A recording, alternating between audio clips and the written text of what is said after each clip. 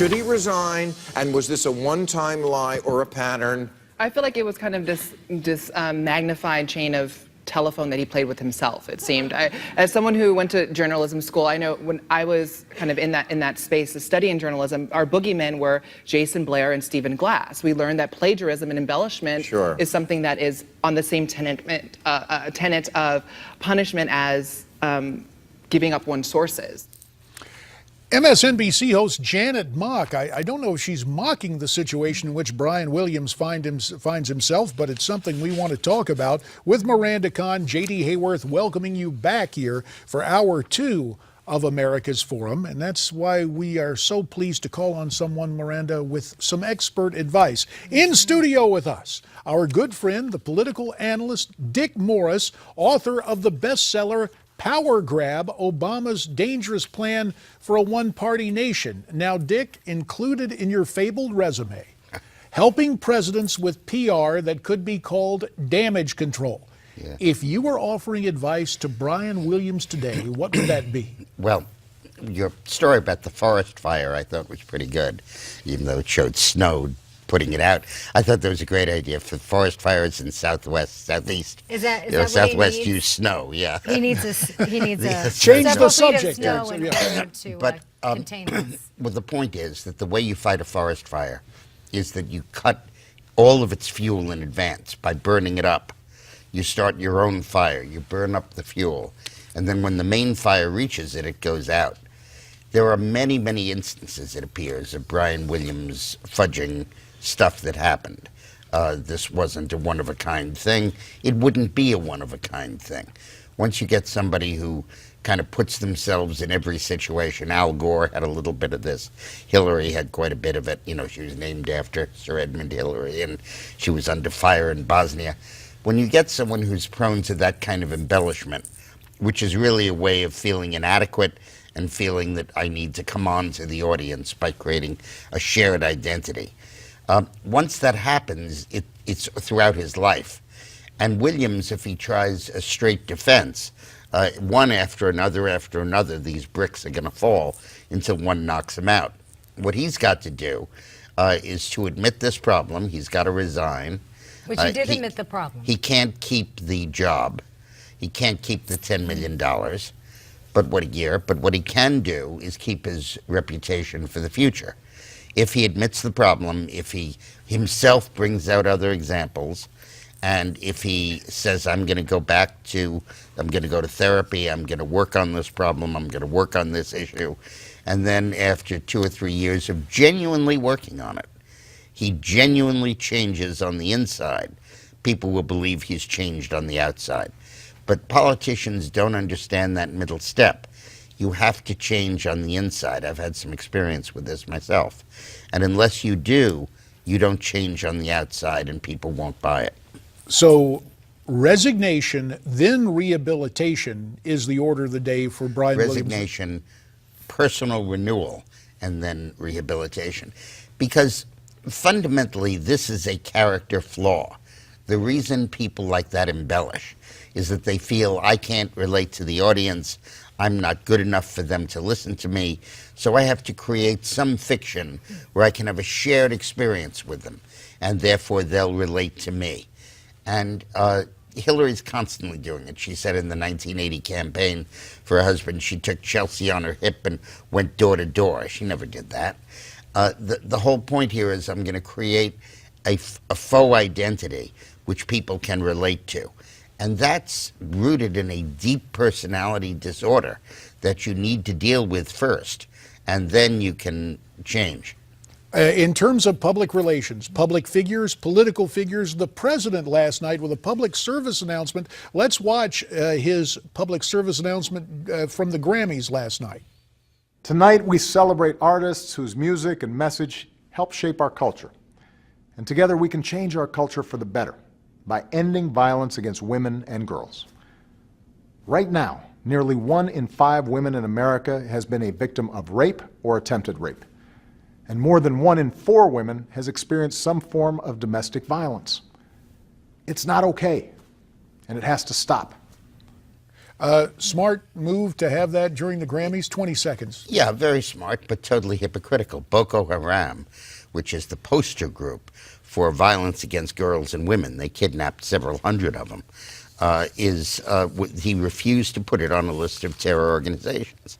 And Islamic terrorism, which is the most systematic targeting of women and girls, he won't condemn as being part of Islamic terrorism. He says this is domestic violence. His refusal to name things by their proper name and identify their causality makes those remarks completely facile and hypocritical. There is more ahead with Dick Morris, so stay with us here on America's Forum. My question is, if community college does become free, do you feel as if the value of having an associate's degree will begin to drop? Absolutely not. But I think it's a good question. I've been asked this question before. I don't know where this is coming from. With Miranda Kahn, J.D. Hayworth back with you on America's Forum. Well, we just heard a community college student question our president directly about his plan to offer, quote, free community college. Might the student have a point? Political strategist Dick Morris is still with us. Of course, he is the author of the new book, Power Grab, Obama's Dangerous Plan for a One-Party Nation. Dick, is that student on to something? Well, here are the stats. Since 1980, from 1980 to 2012, if you had got a graduate degree, your income rose by 40%.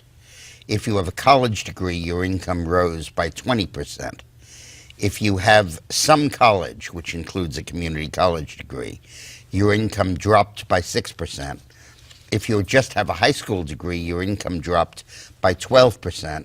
And if you're a high school dropout, your income dropped by 20%. So a degree makes a vast amount of difference. But Obama's plan for free community college, it really draws a laugh from me. I wrote a plan that Bill Clinton adopted and that he approved and Congress passed in 1996 for free community college. And we passed it. And we passed a $2,500 tax credit that's on the books now for anyone that goes for the first 2 years of college. We called it the free 13th and 14th grade, extend public education. And back then, the median tuition for community colleges was less than $2,500, so this accomplished that. What's happened since is that the state legislatures throughout the country have cut way back on their funding of community colleges. And while the overall cost of community colleges has not increased, and state universities haven't increased much either, the share that's paid by tuition has risen because the state legislatures are not funding it, and therefore we need a new plan for free community colleges with a higher tax credit. And what is driving that? Medicaid. Because the more of a state budget has to go for health care, the less there is for education. And what is cresting that? Obamacare, that expands the Medicaid threshold up to a third above poverty. The Medicaid, the portion of Obamacare, has doomed free community college because it's forcing the legislature to allocate money from schools to health care, and the less for schools, the higher the tuition has to go. And you're in a race now where the federal government is trying to subsidize its way out of a problem it is causing. Let's listen to what Dr. Ben Carson Was had to that say. kind of clear? I mean, that's No, you kinda, did. Good. It was the most salient way to explain Good. a very complicated issue. So the roles are reversed. No, I'm consulting him. No, you're very good, Dick. Good. Yeah. Well, let's listen to what Dr. Ben Carson had to say about the idea of free college tuition and get your reaction. There are Pell Grants available for poor people to go to community college already. They've existed for years and they're very effective. For those who are not poor, there's a four-letter word that works extremely well. It's called W-O-R-K, work, and appreciate the education that you're getting. You know, we don't have to give away everything. That was never the intention. The government is not there to give away everything and to take care of people. It is to facilitate our ability to have life, liberty, and the pursuit of happiness. That's it. Your reaction. I agree. I think that certainly the figures you're talking about are possible for somebody to earn. Of course, when you raise the minimum wage, you almost eliminate the potential for employment while you're in college. Because it doesn't pay to do that anymore, and they'll hire machines and put in machines instead. But I do think that we have made a massive public decision to fund health care, not schools. And when we talk about preparing for the future, there is literally, we've decided to take health care for people who aren't young, aren't old, and aren't poor, and subsidize that as opposed to community college and education. Let me just ask you this, because we saw Ben Carson there. I want to bring it back to an evaluation of candidates and sincerity. We began with Brian Williams and public figures with sincerity. In about 40 seconds, is Ben Carson, does that sincerity work for him as a non-politician, perhaps running for president? I think it works well, and I think he's very attractive as a candidate. But I think he's going to be a boomlet. I think he's going to go up and then down quickly, not because of scandals, but because I think ultimately people are voting as auditioners, and they don't want a first-time candidate because this ain't on-the-job training time running against Hillary. So on-the-job training trumps sincerity, even with Hillary on Bosnia. Listen, there's a lot to talk about, and one good place to do your supplemental reading, courtesy of our friend Dick Morris, is his book, Power Grab, Obama's Dangerous Plan for a One-Party Nation. And you can get more info on the book at this website, powergrab411.com. Our thanks as always to Dick Morris, and there's more ahead here on America's Forum right after this.